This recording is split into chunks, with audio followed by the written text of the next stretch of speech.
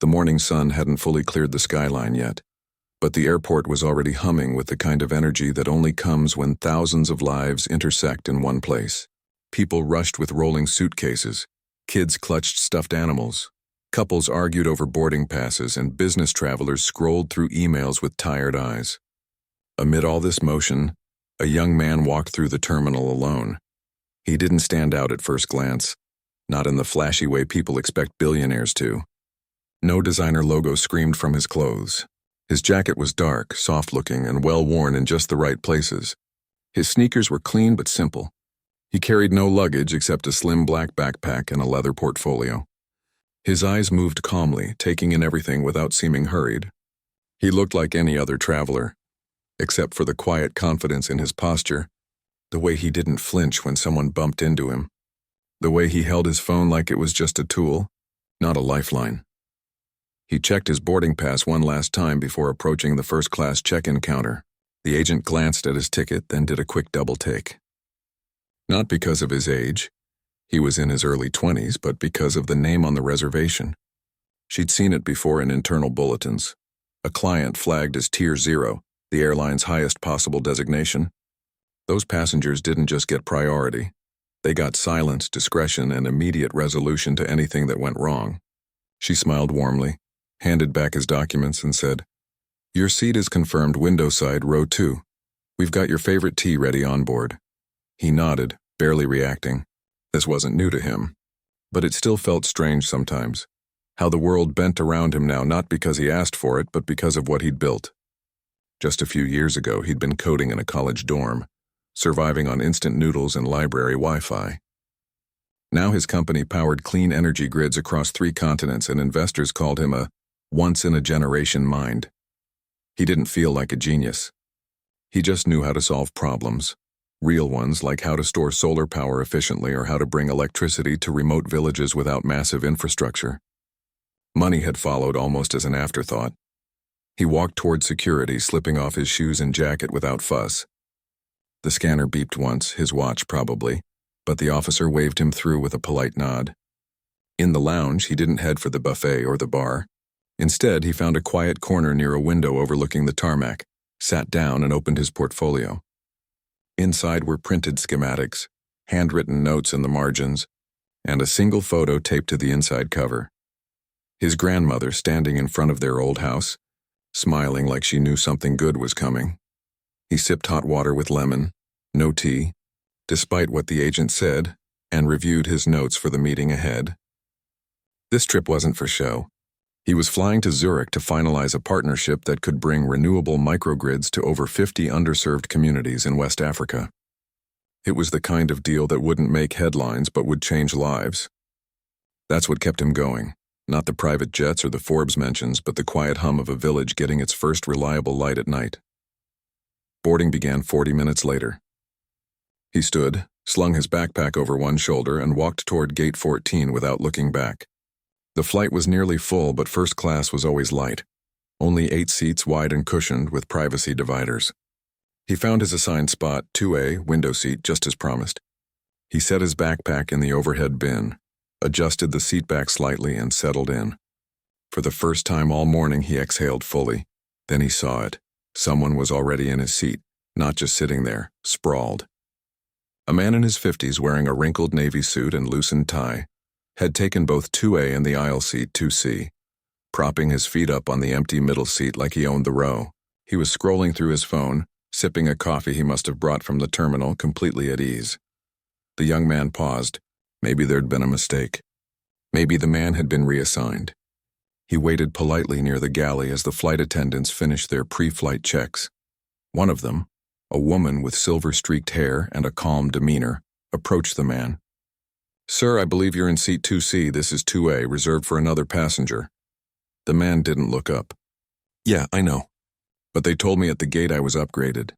Said there was a cancellation." The flight attendant checked her tablet. "I'm sorry, sir, but our manifest shows no upgrade for you. Your original seat is in 28F economy." Now he looked up, frowning. "That can't be right. I spoke to someone. They said I could move up." "Look, it's just one seat. Why make a big deal?" Before she could respond, the young man stepped forward. "Excuse me," he said, voice low but clear. "That's my seat." The man turned, eyes narrowing slightly. He took in the young man's face, his clothes, his lack of flashy accessories. Something flickered in his expression. Not curiosity, but assumption. "Oh," he said, tone shifting just enough to carry a note of condescension. "Well, I'm sure they'll sort it out. Why don't you check with them? Maybe they can find you another spot up here." The flight attendant glanced between them, her professionalism holding firm, but her eyes held a flicker of apology toward the young man. She knew the manifest was correct. She also knew how these things often played out. The young man didn't argue. He didn't raise his voice. He simply stepped back into the aisle, pulled out his phone and dialed a number saved under a single letter. Z, it rang twice. "It's me," he said, voice steady. "Gate 14, first class. Someone's in my seat, refusing to move." "Yeah, the usual." He listened for a few seconds, then added, "No, don't call the airline. Call ops directly. And tell them to hold departure until it's resolved." He ended the call and slipped the phone back into his pocket. Then he stood quietly, arms loosely crossed, watching the tarmac through the window. Planes taxied in the distance. Ground crew moved with practiced rhythm. Everything seemed normal. But inside the airline's operations center, 30 miles away, a red alert flashed on a senior executive's screen. Not a system error, a Tier 0 protocol trigger. The kind that only happened a handful of times a year. Within 60 seconds, 3 people were on the phone.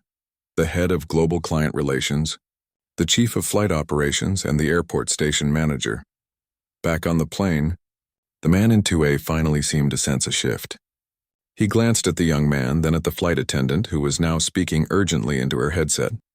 Passengers in nearby seats began to notice the tension in the air, the way the crew moved with sudden purpose. The man leaned forward. "Hey," he said, louder this time. "Is there a problem?" The young man turned, meeting his eyes without anger, without smugness, just quiet certainty. "There will be," he said, "if you don't move." The man scoffed, shaking his head. "Unbelievable. I've never been treated like this. I pay good money to fly this airline." "You didn't pay for that seat," the young man replied simply, "and I did." A silence settled over the front cabin. Even the hum of the plane's auxiliary power unit seemed to lower. The flight attendant returned, her expression now firm. "Sir," she said to the man, "I need you to please return to your assigned seat immediately. There's been a verification, and this seat belongs to this passenger." He stood up slowly, face reddening. "Fine, but this is ridiculous. I'm going to complain," loudly. As he gathered his things, coffee cup, phone, jacket, the young man didn't gloat. He just waited. When the seat was clear, he sat down, adjusted his seatbelt, and opened his portfolio again. But he didn't look at the schematics. He stared out the window, thinking it wasn't about the seat. It never was. It was about how many times he'd been told in 100 subtle ways that he didn't belong in places like this. First-class cabins, boardrooms, luxury hotels. How clerks double-checked his credit card. How security guards followed him in stores. How people assumed he was someone's assistant or guest. He'd stopped counting the incidents. But today, for once, the system hadn't failed him. Not because he was rich, but because his wealth had finally given him the leverage to be seen as he truly was. A person who'd earned his place, quietly and relentlessly. The cabin door closed. The flight attendants began their safety demonstration. Outside, the tug disconnected from the nose gear. The engines whined to life, but then, nothing. The plane didn't push back. Passengers murmured. A few checked their watches. The man who'd been in 2A sat stiffly in economy, arms crossed, glaring toward the front. In the cockpit, the captain received a message over the secure channel. "Hold departure. Client seating integrity not yet confirmed. Await final clearance." On the ground, a supervisor was already sprinting toward Gate 14 with a printed manifest and a sealed envelope containing the airline's formal apology protocol. And in seat 2A, the young man closed his eyes for just a moment, not in frustration but in weary understanding. He hadn't wanted this. But sometimes, to be treated fairly, you had to be so undeniable that the world had no choice but to listen. The engines idled. The minutes ticked by, and the flight, full of people with places to be, lives to return to, remained grounded, all because one man had been told once too often that he didn't belong. Cabin lights dimmed slightly as the plane settled into its pre-flight routine, but the usual calm before takeoff never came. Instead, a quiet tension hung in the air, like the moment before a storm breaks, when everyone senses something's coming but no one knows exactly what. Passengers in first class exchanged glances. A woman in 1D adjusted her headphones but kept her eyes on the front row. A man in 3A pretended to read his magazine, though he hadn't turned a page in 5 minutes. In seat 2A, the young man sat perfectly still. He hadn't touched his water. He hadn't opened his portfolio again. He just watched the tarmac through the window, his expression unreadable. He knew what was happening behind the scenes, not because he'd demanded it, but because he'd learned the hard way that sometimes being polite wasn't enough. Not when the world kept assuming you were out of place. Meanwhile, in the airline's global operations center, chaos had erupted in the calmest possible way. The Tier 0 alert had triggered a chain reaction that bypassed normal customer service channels entirely. Within 3 minutes of his call, the airline's head of ultra-high net worth client relations was on a secure line with the airport station manager. She didn't yell. She didn't panic. She simply said, "Verify seat assignment, confirm identity, restore seating integrity. Do not allow departure until resolved." Her voice was calm, but the weight behind it was absolute. This wasn't about one passenger. It was about a relationship worth millions in annual charter contracts and private jet leases. Losing trust with someone like him wasn't an option. Back on the plane, the flight crew was walking a tightrope. The lead flight attendant, a veteran with 20 years of experience, knew exactly who the young man was. She'd seen his name in internal briefings before, always accompanied by a note. Discretion required. No public acknowledgement. Resolve issues before they escalate. She also knew the man now sitting in 28F. He'd been pleasant enough during boarding, if a bit entitled, but nothing out of the ordinary. Until now. She approached him again, this time with the purser, a tall man with a steady gaze and a voice that carried quiet authority. "Sir," she said, leaning slightly into the aisle so only he could hear, "we've double-checked the manifest. There was no upgrade issued for your ticket. The seat you were in belongs to a confirmed first-class passenger." The man in 28F, still clutching his coffee cup like a shield, shook his head. "I don't understand. The gate agent told me there was an open seat up front. Said I could move if I wanted." "There's no record of that," the purser said gently, "and even if there were, upgrades require payment or elite status.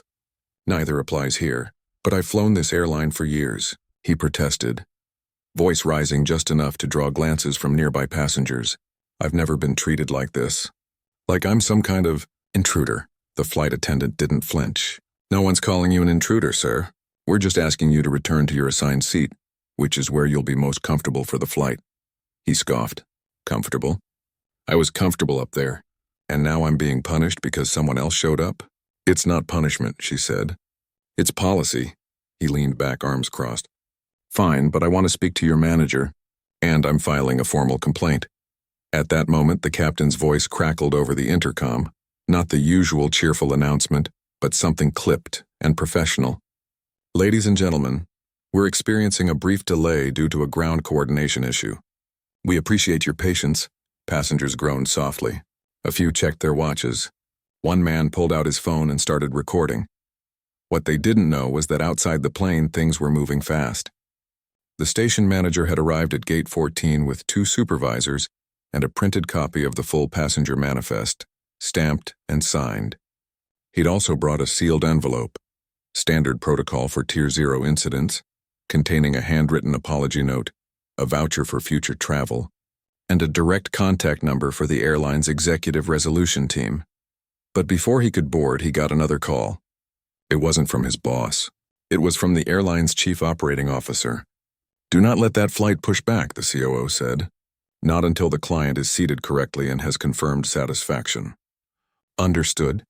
"Yes, sir," the manager replied, heart pounding. He'd never seen a delay triggered by a seating dispute. Never. Inside the cabin, the man in 28F stood up again, this time more agitated. "Why are we still sitting here? What's going on?" The purser stepped forward. "Sir, for everyone's safety and comfort, we need to resolve this before departure."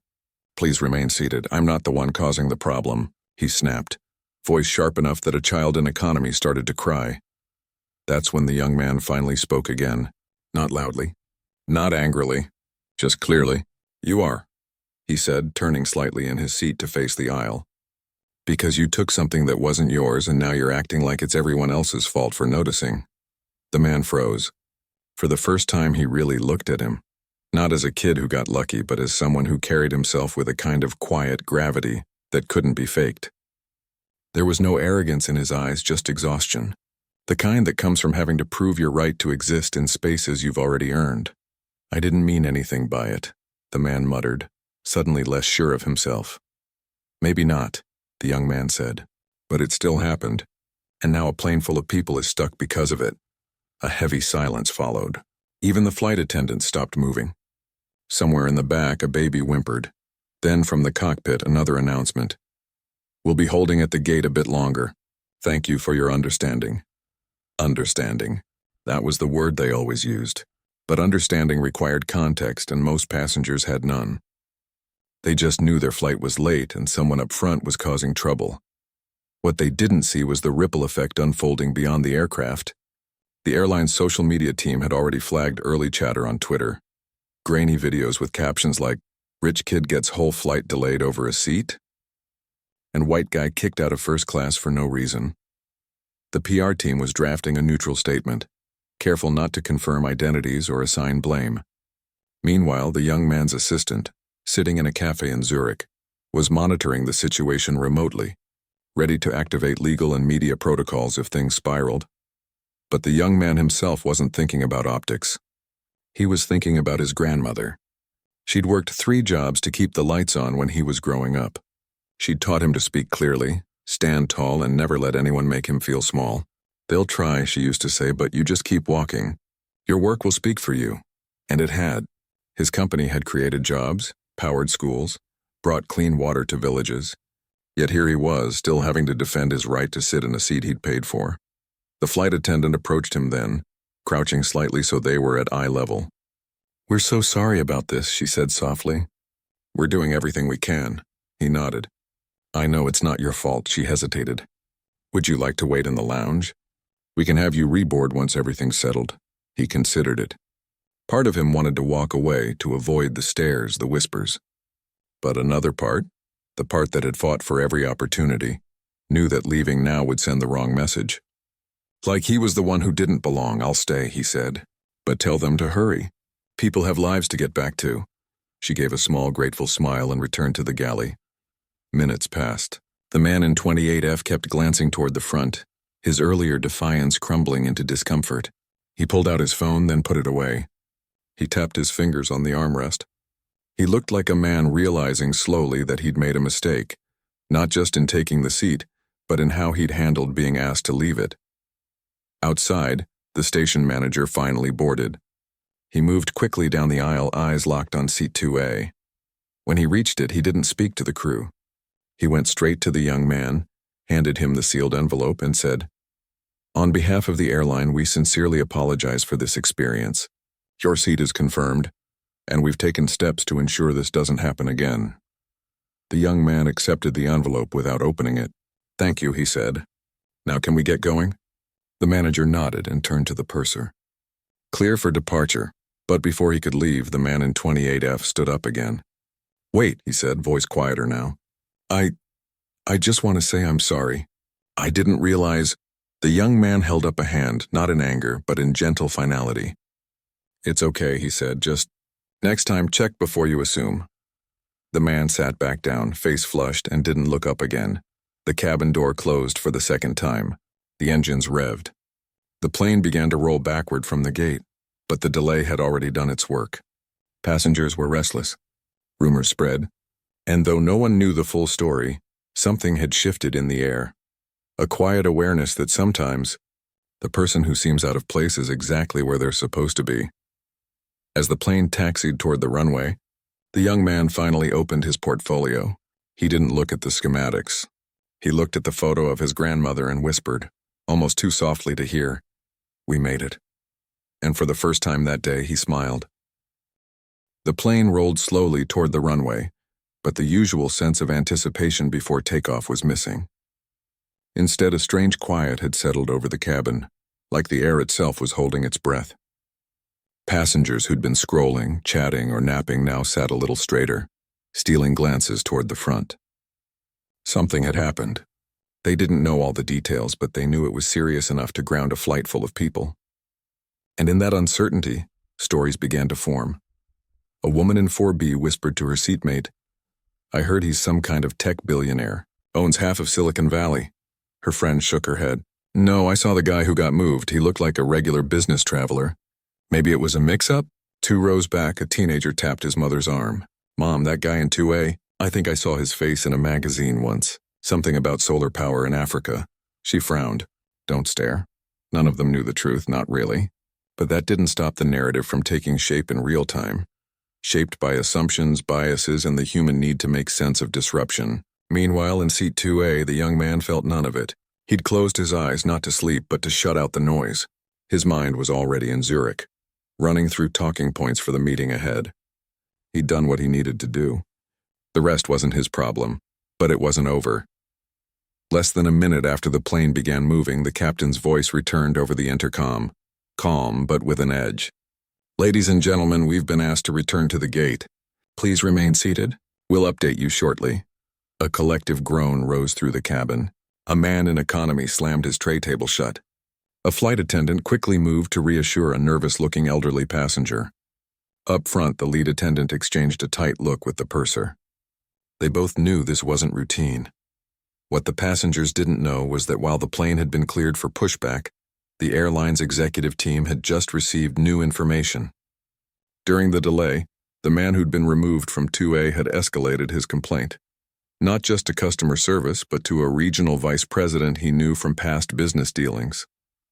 He'd framed the incident as humiliation over a simple misunderstanding, and demanded an apology, compensation, and public acknowledgement that he'd been wronged. That request had landed on the desk of the airline's chief legal officer at the worst possible time. Because within minutes the young man's legal team, quiet, efficient, and fiercely protective, had sent a formal notice. Not a threat. Not a lawsuit. Just a clear, factual letter outlining the sequence of events, citing the airline's own policies on confirmed seating, and reminding them of the contractual clause tied to Tier 0 clients. Any verified dispute involving seating or service must result in immediate operational review. In plain terms, if the client says the experience was compromised, the airline must treat it as such. No exceptions. The legal officer read both messages side by side and made a call. "Bring the plane back," he said. "We're not flying until this is fully resolved with both parties." So the tug reconnected. The jet bridge rolled back into place, and the flight, already 40 minutes behind schedule, was grounded again. Inside the terminal, the station manager stood just outside the gate, phone pressed to his ear, sweat beading on his forehead despite the air conditioning. "Yes, I understand," he kept saying. "No, I don't need to explain it again. Just get him off the plane." Because the decision had been made, the man in 28F wasn't just being asked to stay in his seat this time. He was being removed from the flight entirely.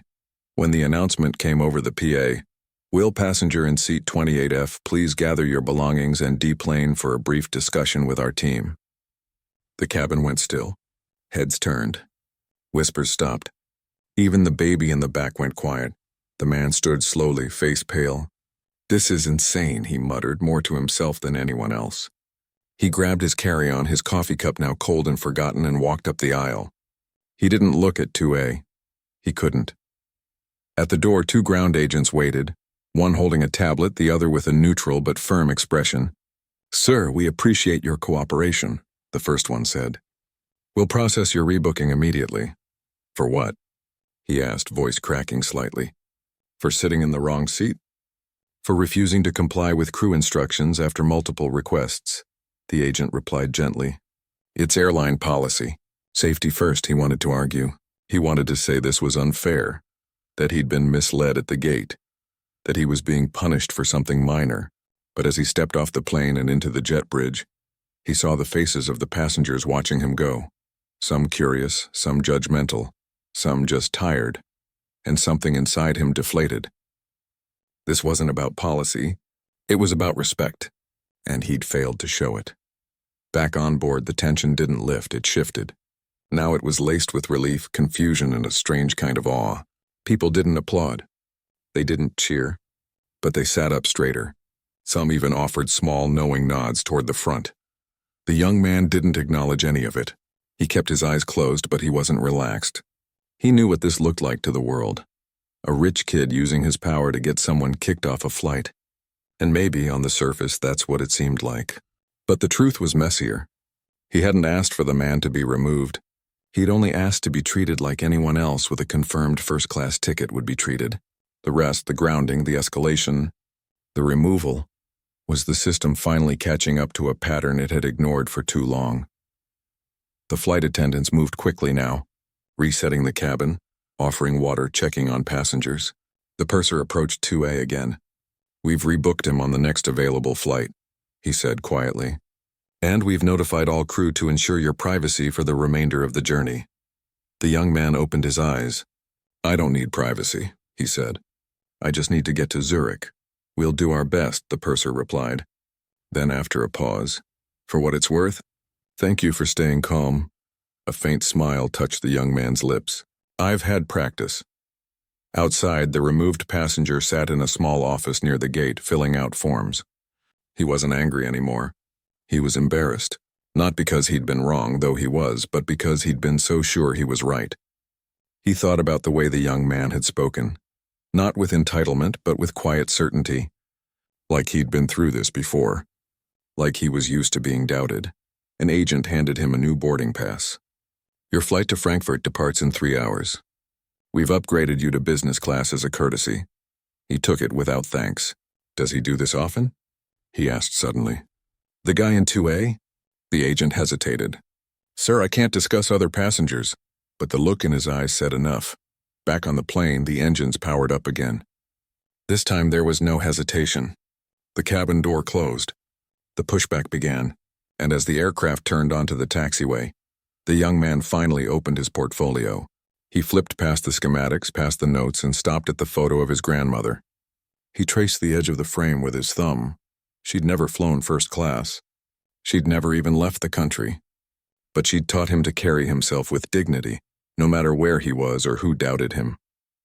"They'll see you," she used to say, "when you stop trying to prove yourself and just be yourself." He leaned his head back against the seat. The runway lights blurred past the window. The plane accelerated, lifted, and climbed into the sky. Below, the airport faded into the distance. But the ripple from what had happened wouldn't fade so easily. Within the hour, shaky phone footage began appearing online. A clip showed the man being escorted off the plane. Another captured the moment the young man stood calmly in the aisle, phone in hand. Captions varied wildly. Entitled, "Rich Kid Ruins Flight for Everyone." Truism, "Finally, someone holds people accountable for stealing seats." Comment sections exploded. News outlets picked it up. By evening, it was trending, not by name, but by description. Black billionaire, white traveler, grounded flight. The young man's team monitored it all, but issued no statement. They knew the truth didn't need defending. It just needed time. Meanwhile, high above the Atlantic, he slept for the first time in days. Not because the drama was over, but because for once, he hadn't had to shrink himself to fit someone else's idea of who he should be. And that, more than any seat or status, was worth the delay. The flight landed in Zurich just after dawn, the city still wrapped in a soft gray mist that clung to the rooftops and riverbanks. Inside the terminal, the usual morning rush hadn't yet begun. Just a few bleary-eyed travelers, quiet cleaners pushing carts, and the low hum of espresso machines warming up in cafes. The young man walked through customs with his backpack slung over one shoulder, passport stamped and returned without a second glance. No one recognized him. No one stopped him. And for the first time in days, he felt invisible in the best possible way. He didn't head straight to his hotel. Instead, he took a tram into the old town, found a small bakery with steamed-up windows, and ordered black coffee and a plain croissant. He sat by the window watching the city wake up, shopkeepers unlocking doors, students biking to class, an elderly couple walking hand in hand along the cobblestones. It was peaceful, normal, the kind of moment he rarely allowed himself. Back home, the story was already spiraling. By the time his plane touched down, the incident had gone viral, not with his name attached, but with enough detail that people were piecing it together. Black tech founder, billionaire under 25, first-class seat dispute. The clues were there for anyone who followed business news. Clips from passengers' phones had been stitched together into mini documentaries on social media. Some painted him as a spoiled elite abusing his power. Others called it a rare moment of accountability in a system that usually lets entitled behavior slide. A few even framed it as a quiet act of resistance, a young black man refusing to be moved quite literally from a space he'd earned. He didn't see any of it. His phone stayed in his pocket. His assistant had been instructed not to forward media unless it posed a legal risk. And so while the world debated who was right or wrong, he sat in a quiet corner of Zurich, buttering his croissant, thinking about microgrids and battery efficiency. But the fallout was real, and it wasn't just online. The man who'd been removed from the flight gave an interview to a local news station that afternoon. He stood in front of his suburban home, tie neatly knotted, voice measured but wounded. "I made an honest mistake," he said. "I was told at the gate there was an open seat. I didn't know it was assigned.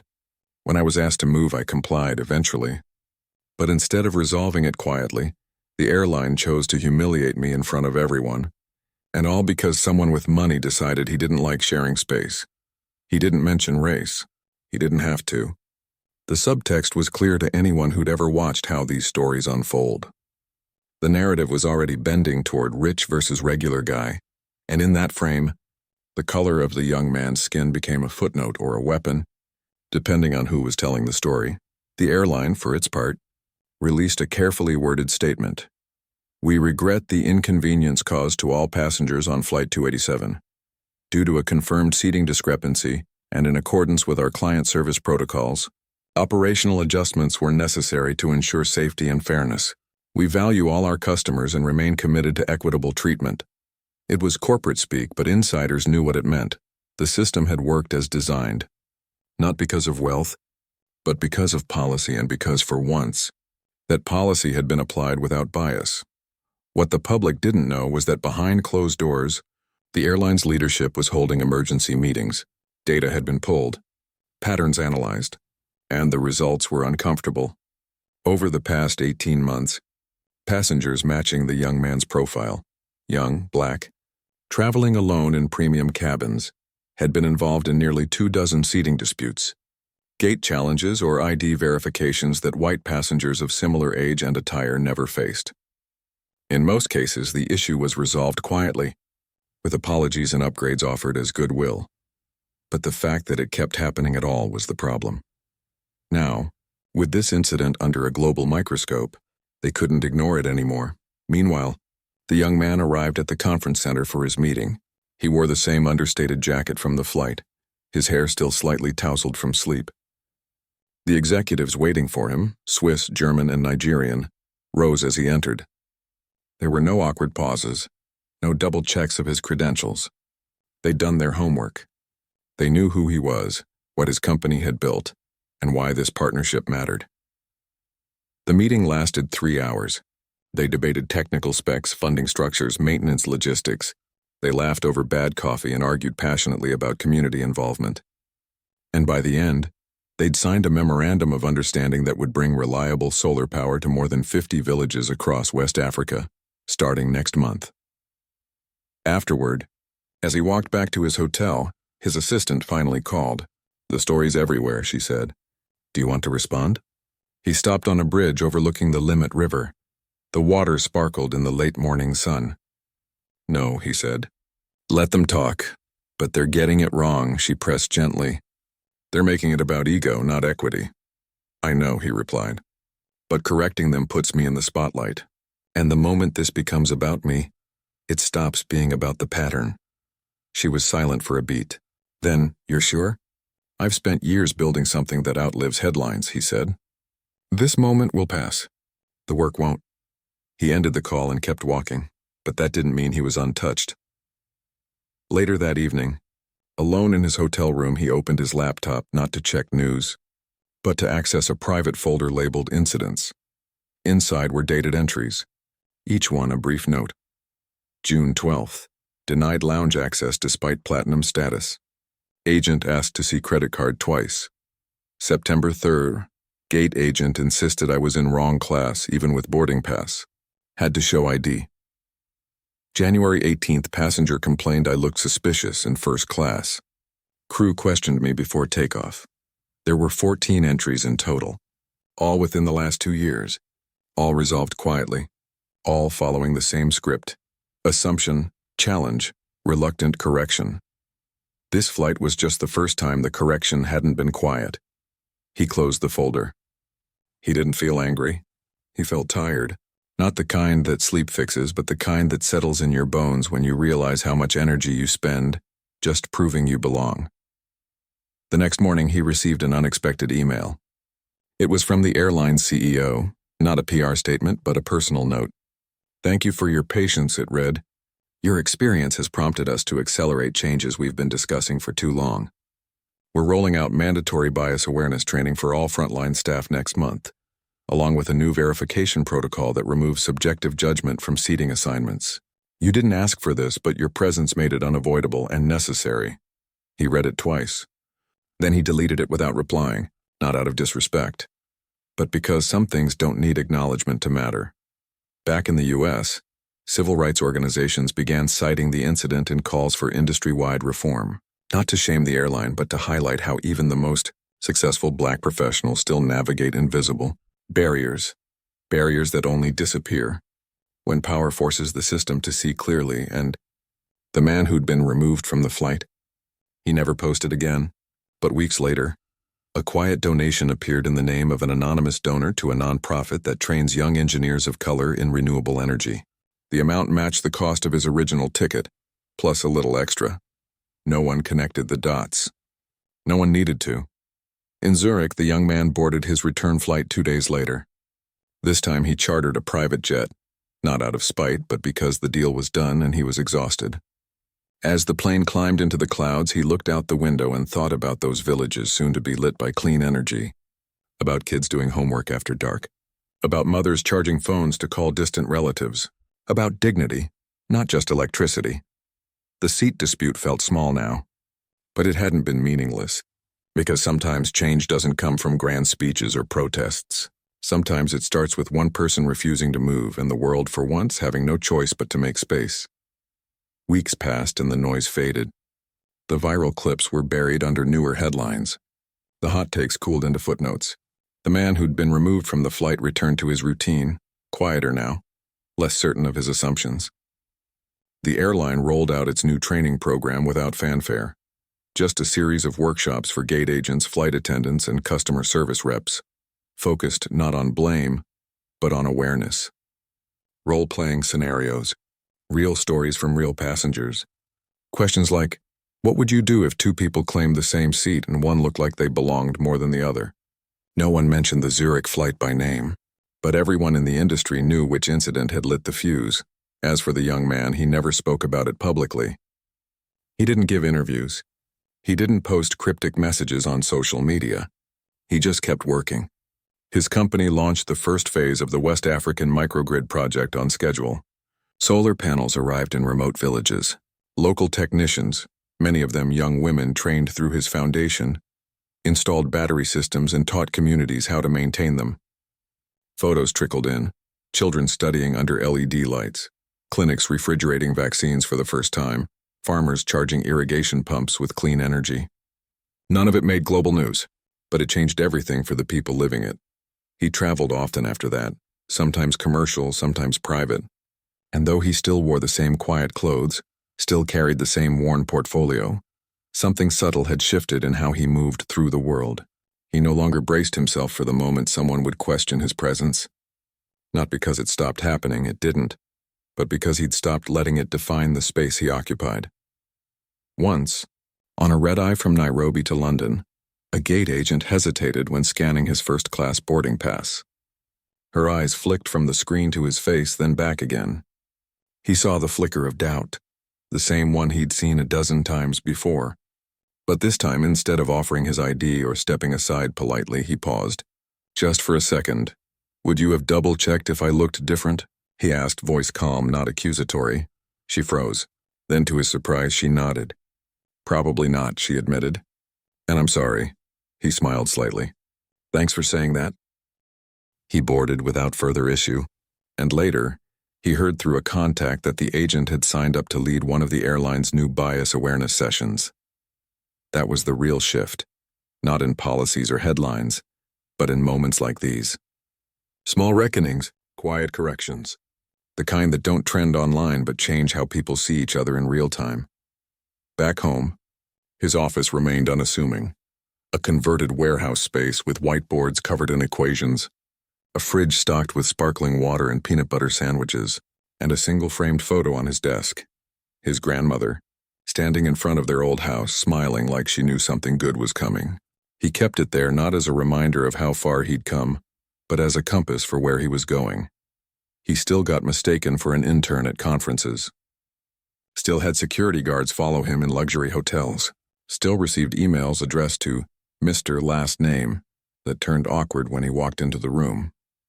But now when it happened, he didn't shrink.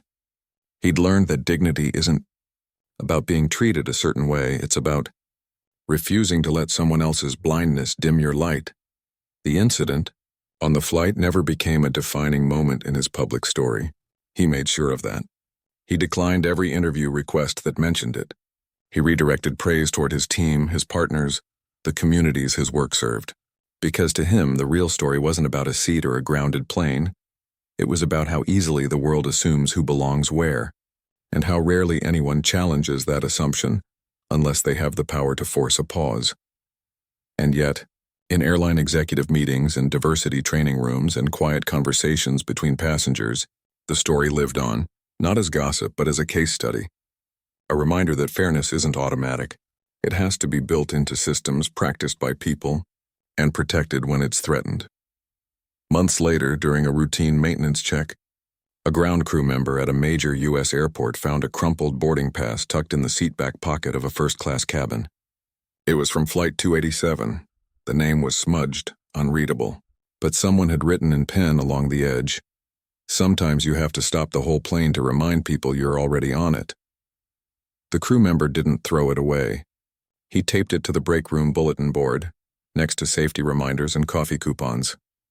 No one took it down. Meanwhile, the young man stood on a sun-baked hillside in Ghana, watching villagers flip a switch for the first time. A string of solar-powered lights blinked on along the main path. Children cheered. An elder clapped him on the shoulder, eyes glistening. No one asked about his net worth.